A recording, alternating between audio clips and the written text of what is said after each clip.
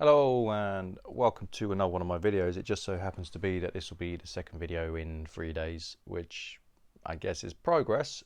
It's just fallen that way. I had a load of graded coins come back. I certainly would have made a video just for this coin. I do think this coin is worthy of a video being made, but just to put one or two coins out on a video is a bit of a stretch and something that I don't personally want to do. So let's have a look at it. Now you see this is a bit overpriced. I've done that on purpose because I wanted to loosen it up because of the type of cap. Now this is a 2021 Bullion uncirculated quintuple. I think this is gorgeous. It does have a slight mark, but I think that will come up in conservation. I think this is a really nice coin. In terms of price, do I know what I'm going to price it at? No, I don't. I'm not even sure I will sell it. I might conserve it first. I've been hankering after a quint for a while. I think this is nice. I'm certainly happy to have it in hand. Undecided, I think, question mark on that one. But brilliant uncirculated. Great coin. We shall see. In terms of value, again, I'm not entirely sure what it's worth on that one. The only problem is it came with half a case, so I'm not sure why it came with half a case. It just did. It does have the outer box, which makes it even stranger, but hey, one of those. There was also another coin that came in with this that I wasn't expecting. You would have seen this plenty of times. This will just be a simple flip for me. So this is a Memorial Proof Gold Sovereign. I said to the gentleman I bought from, I just said I don't really want it, but I can trade that. That's not a problem. I think these are wonderful. I certainly think they're a sleeper coin in terms of price. I think 600 is probably where it's at on this coin at the moment. I'm pretty sure that these coins were $6.95 when they came out. Maybe $7.95. I'd have to double check, but 9.5 sticks in my head. I know it wasn't 5.95 and it wasn't 8.95. It's one of the two. If someone knows, I can't remember. I know the halves were, I think 3.95 or something like that. So maybe 7.95 was where it was at. But again, I'm not a crystal ball. I cannot. Wow, not encyclopedia, should I say? I don't remember absolutely everything. I can check, however. Now let's get into the mainstay of the video. Yeah, graded coins. They've come back. I've been waiting on these for a while. I have sold 2 of the coins. I will go through which coins they are. Let's kind of go back a little. I feel like there's some good results. I feel like there's some bad results. I'll run you through it. It's not an issue, but so there was a 1953 South African set. These have graded crazily well. They might even be top pop. I'm not sure. I would have to check. Maybe 68 is the top pop on these coins. They only came in sets. They came in like the leatherette sets. And they're super rare coins. I think the biggest set is like 4,000. Some of them dip under 1,000, but they weren't continued on for long.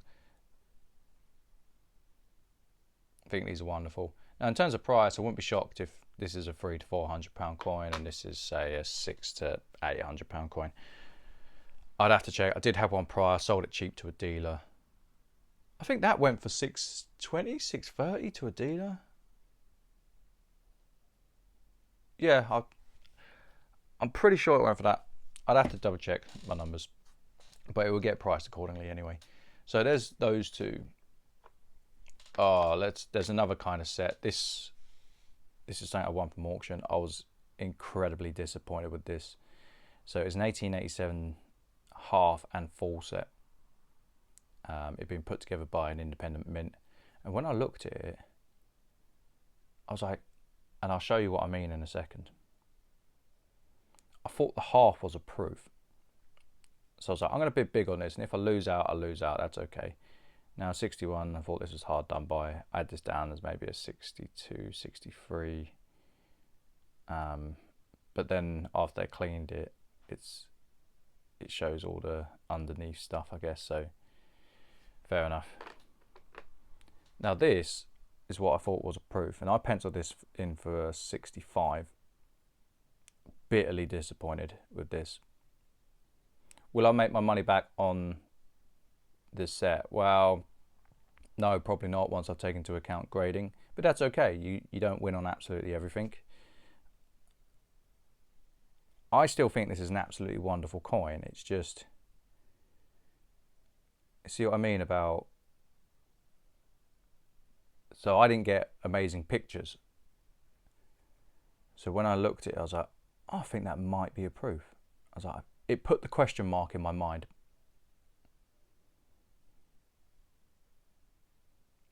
I still think it's a wonderful coin. I wouldn't be upset if someone came in with an MS62 1887. The thing I was just frustrated about was I thought there was potential to do so much more with it, and that's okay. It's just tedious, you know. So there's that one.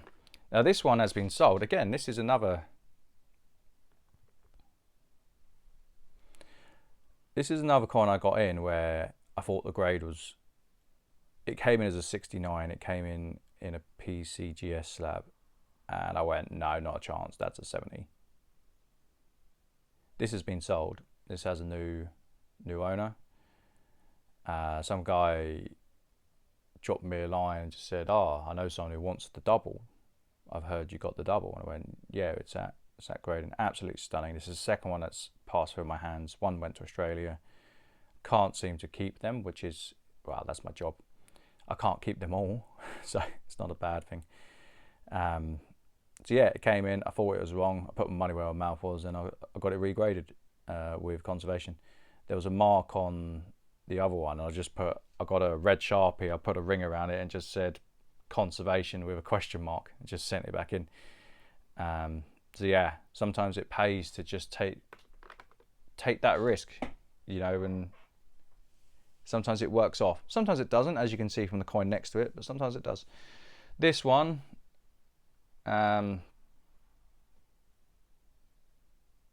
yeah,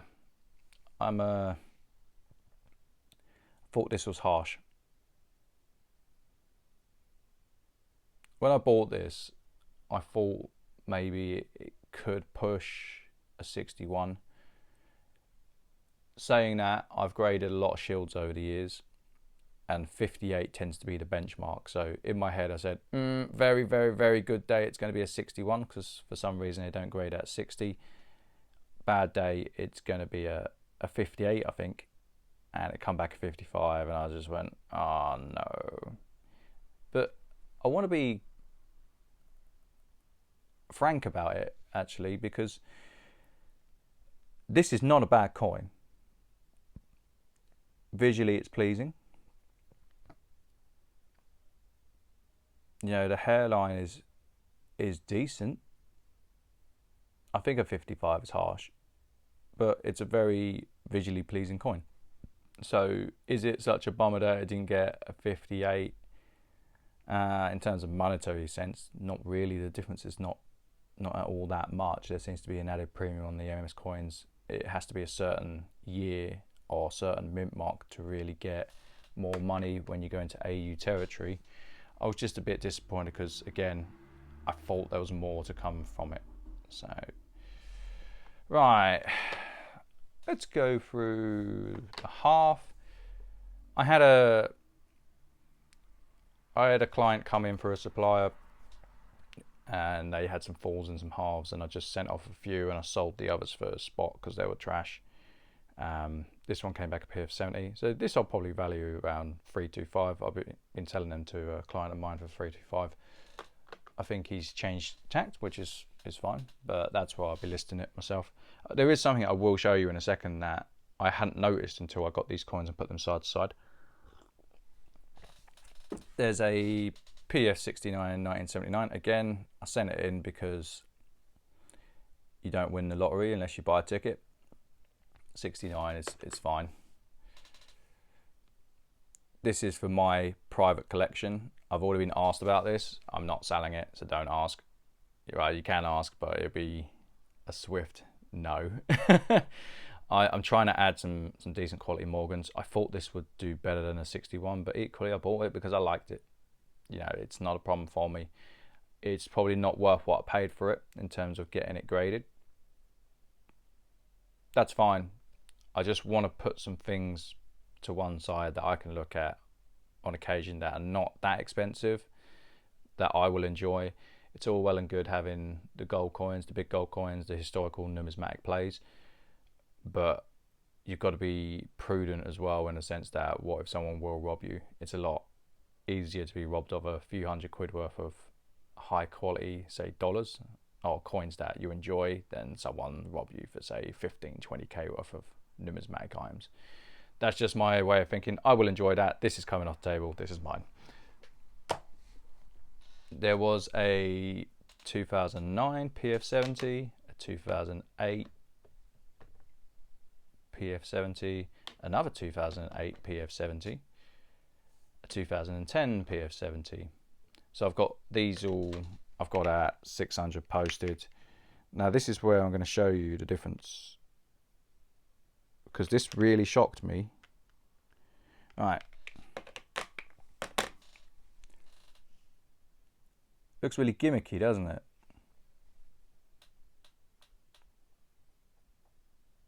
The dies are slightly different.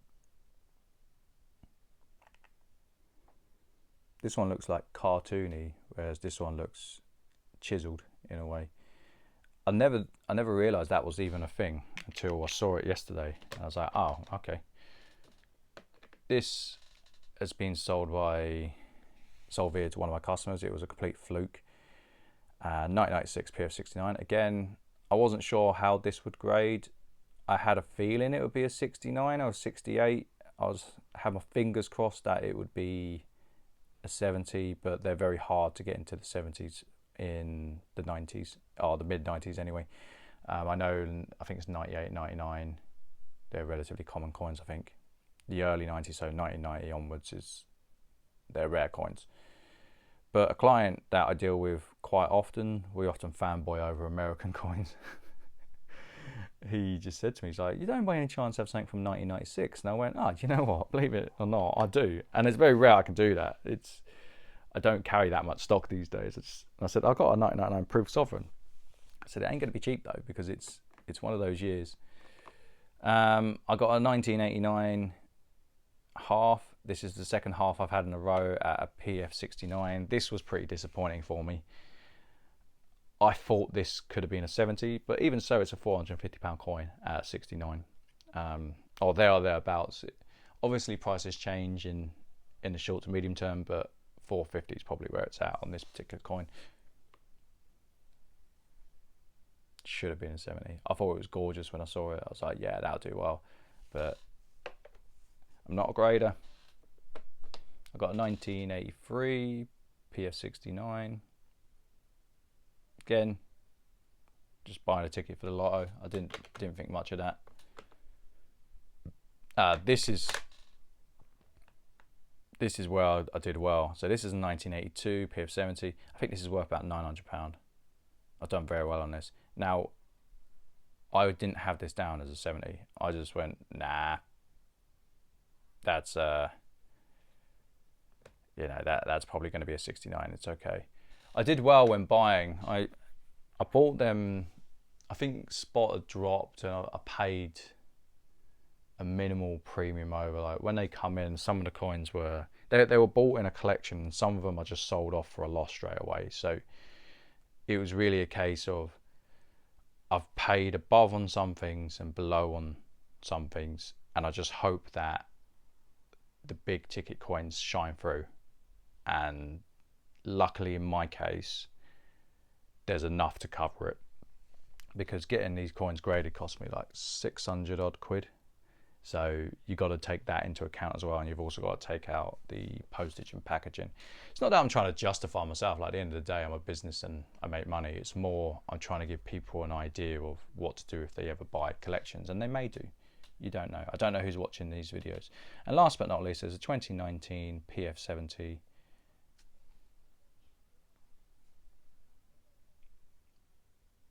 I kind of like the latter teens. I like the numbering. I think they've done well on that side. Like, for me, I can understand why people venture towards certain eras, and I think this will, in a few years, I think these will be looked down on pretty well. That's just my view. That doesn't mean I'm right. It doesn't mean I'm stockpiling either. Like, I don't stockpile many coins these days. I used to. At one point, I think I had about 120, 130k worth of coins, but it's not like that's been whittled down to I run a system where it's coins in and coins out for security reasons, and I just didn't want to deal with it on that scale. You know, when you get to that scale, it becomes a real problem. But I do think this era will shine. You give it 10, 15 years. Right, I hope you've enjoyed the video.